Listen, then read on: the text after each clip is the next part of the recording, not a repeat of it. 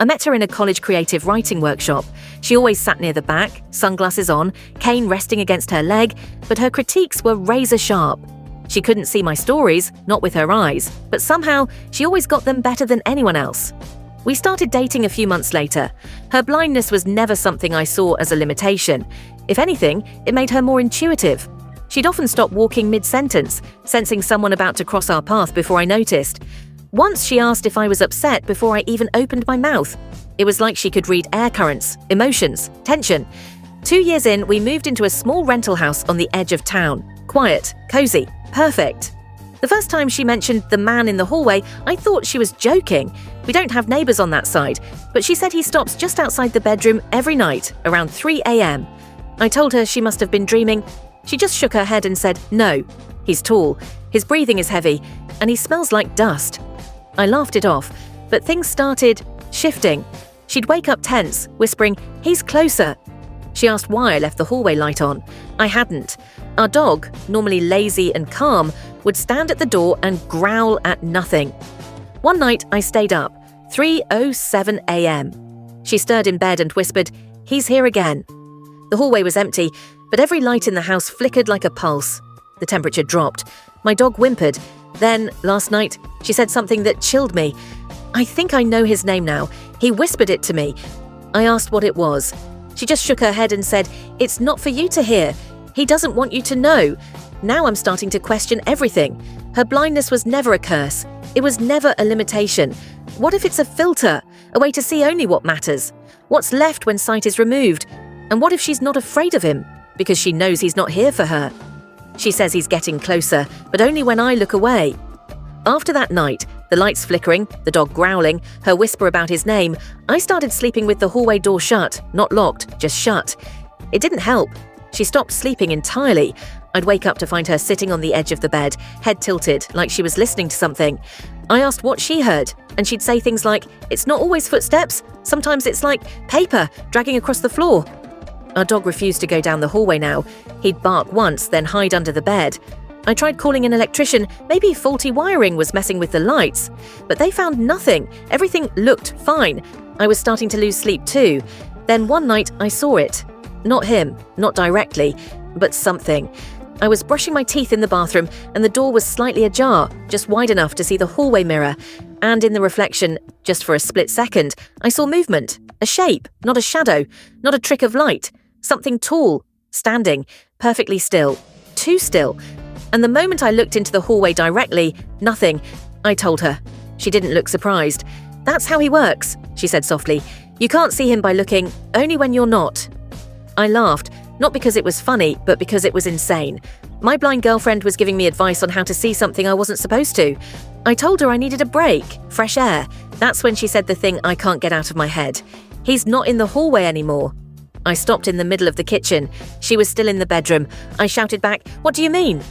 No answer, just silence. I walked back slowly, heart thudding. She was standing by the bed, blind eyes wide. She whispered, he's not waiting anymore, he's learning you.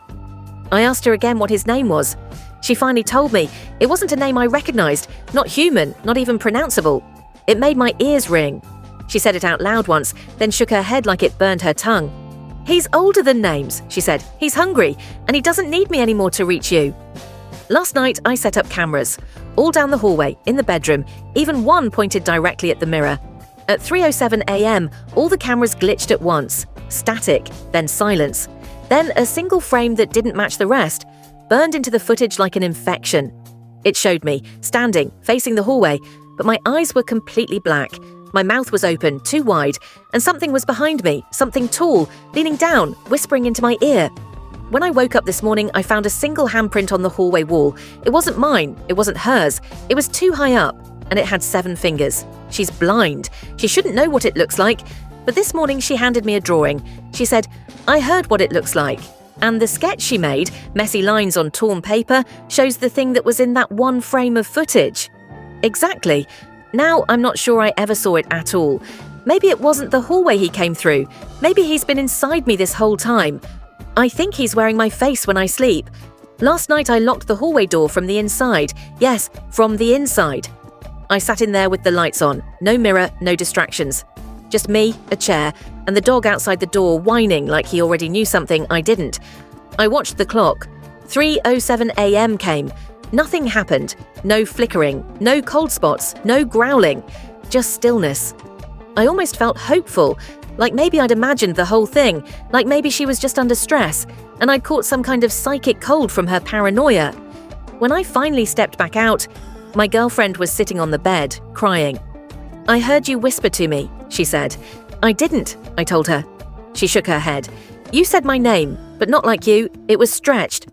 I tried to explain I was in the hallway the whole time, that I never came out. She looked at me and said very calmly, "Then why did your hand touch my face?" I checked the hallway camera again. Playback starts fine. I sit, I wait, then the glitch, just like the last time. Less than a second, one frozen frame that shouldn't be there. But this time, the frame didn't show me in the hallway. It showed me standing in the bedroom, back turned to the lens, facing her. I don't remember being there. I don't remember leaving the hallway, but she says I whispered things I never said. She said I told her to come with me, that I wanted to show her something he gave me. Her words, not mine. Then today, I found something on my phone, a video I didn't record, 10 seconds, low angle, like the phone had been dropped on the carpet. It shows me walking into the living room in the middle of the night. I'm sleepwalking, I think. Except I stop. I turn to face the camera, and I smile. Only it's wrong, too wide. My lips don't part, they just stretch. And my eyes?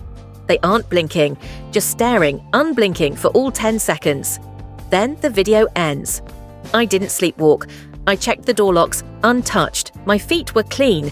But the video is time-stamped, and it matches the exact moment I felt that chill run down my spine while I was in bed. I confronted her again. I told her I'm scared, that maybe I brought something into this house. She just looked at me and said, "You didn't bring it, it woke up in you." I didn't know what to say, so she added, "That's why he doesn't need me anymore." I asked what that meant. She reached out, found my face with her hands, felt my jaw, my cheek, my eyes. And then she went still. "You're not cold anymore," she whispered. "You've stopped breathing when you sleep, that's how I knew." Tonight, I'm going to try something. I've set up mirrors, every room, every angle, every wall I can, because if I can't see him directly, maybe he'll slip up when I'm not looking, or maybe I'm not supposed to be looking at all. If he's inside me, I need to know. Before I do something she won't survive. Or worse, something I won't remember. She says it's not me anymore, and now I'm starting to agree with her. The mirrors didn't help. I placed them carefully. One on the dresser, two angled in the hallway, a hand mirror on the nightstand, propped up so I could see myself from bed. I thought I'd catch him in a reflection, or maybe catch myself doing something I didn't remember. What I caught was worse. At exactly 3:07 a.m., I woke up to silence. Not quiet, silence. The kind that presses on your ears. You can hear your own blood. And then footsteps, but not from the hallway, from inside the bedroom. I looked toward the mirror across from me, and there I was, standing, smiling, only I was still in bed. I didn't move, didn't even breathe. But the reflection did. It raised its hand, it pointed to her, then it pointed to me. She stirred in her sleep, murmured, "No, not yet." And then the mirror cracked, spiderwebbed across the center like something inside it had hit from the other side. I jumped up. She was fully awake now, gripping my arm, pale and shaking. She said, "You let him in." I asked her what she meant. She didn't answer right away, just stared at me, or through me, like she was listening to something else entirely. Finally, she whispered, "He's hollow." He needed a body to wear. He thought blindness made me vulnerable, but I wasn't what he wanted. Then she reached behind the nightstand and pulled out something wrapped in cloth. She said she made it for protection, a charm, hand-carved. Said her grandmother taught her how. She placed it in my hand, and he screamed. Not out loud, not in the room, but inside me. My vision blurred. I dropped to my knees. My fingers twisted like they didn't belong to me. I felt something, someone, inside my skull, clawing at the edges. She knelt down and whispered the name again. That awful non-name she'd said before. It rang like a tuning fork inside my bones. I vomited black fluid. It smelled like rot, like wet wood and burnt hair. And for just a second, a blink, I saw him in the mirror again, leaning out of me, tall, grinning, eyes like sinkholes. Then he was gone. Just me, just my reflection. But now, something's wrong. She won't let me sleep anymore. She sits by the door, holding that charm, murmuring things under her breath in a language I don't know. I asked her if he was gone. She didn't answer. Just this morning, I caught her feeling my face again, gently, slowly, like she was mapping it, trying to memorize something before it changed. She said, "Your voice is right, but your breath is wrong." And then, "You smile in your sleep now." I think I expelled him, but I'm not sure he left alone. Or maybe what's left is worse. Not a possession, a fusion. Last night she carved another charm, but she won't give it to me. She just set it on the nightstand, facing my side of the bed, like a warning, and now the dog won't come near me. She said she could save me, but only if I stopped being me. Last night she finally told me the truth. We were sitting in the dark, no lights, no mirrors, just candlelight and the soft whimper of the dog from the other room.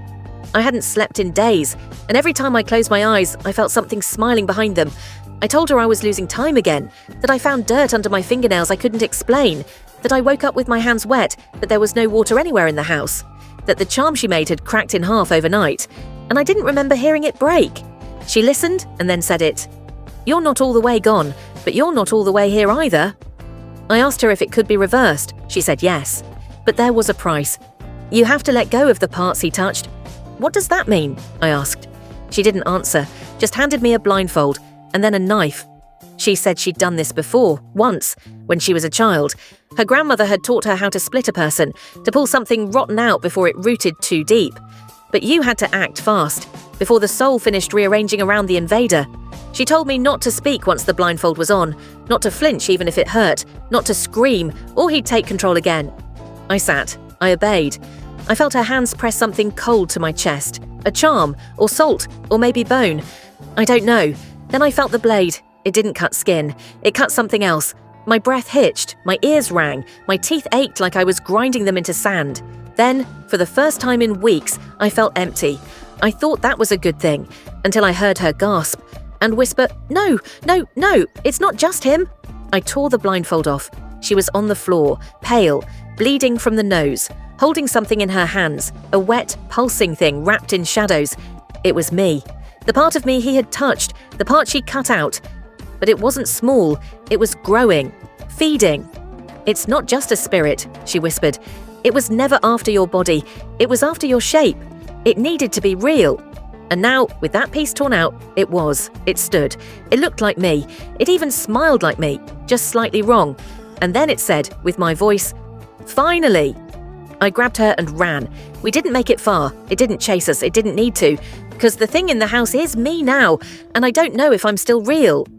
We live in a motel 2 towns over now. I don't sleep. She won't talk much anymore, just stares at the door all night, like she's waiting for someone she can't see. Last night, I caught my reflection in the TV screen, only for a second, but it blinked after I did. And this morning, there were footsteps outside the door, exactly at 3:07 a.m.